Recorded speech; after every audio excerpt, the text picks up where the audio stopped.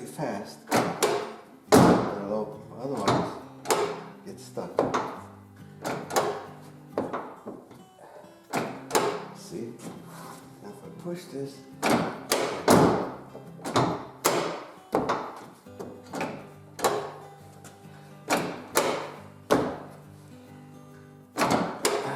anyway, that's what I gotta try to fix.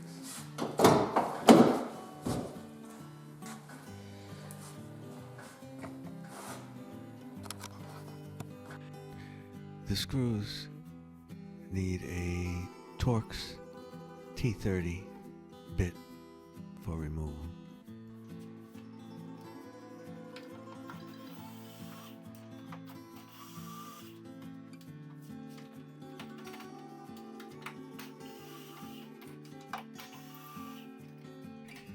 This trim section on the edge here, those 3 screws, they take a regular Phillips number 2 bit.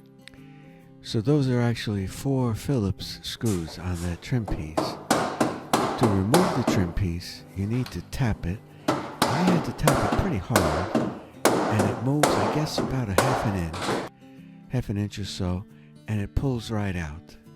This piece does not go back in the way it came out. Those white clips that you see, you have to remove all those clips from the tailgate and put them on that trim piece that was just removed, and then the piece just snaps right back in. Here's a look at the clip.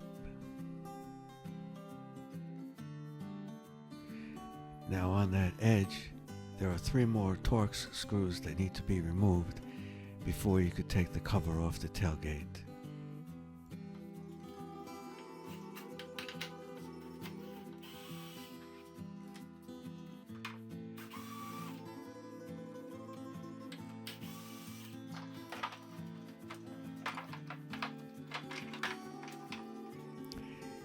So there's the mechanism.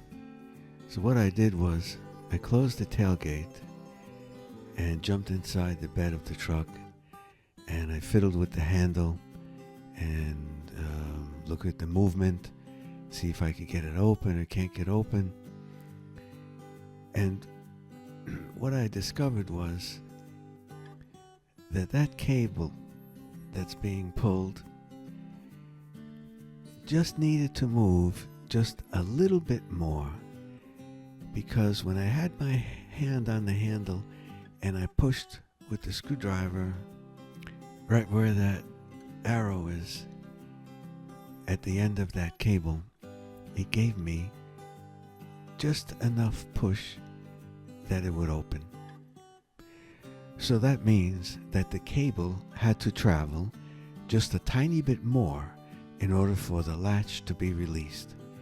So what I figured is, if I bend that metal piece that's holding the cable, then the cable has to travel that much further. And I just need a little tiny bit. So that's what I decided to do. I used this wrench to bend the metal piece. And hallelujah, it works perfectly now. There's just one thing.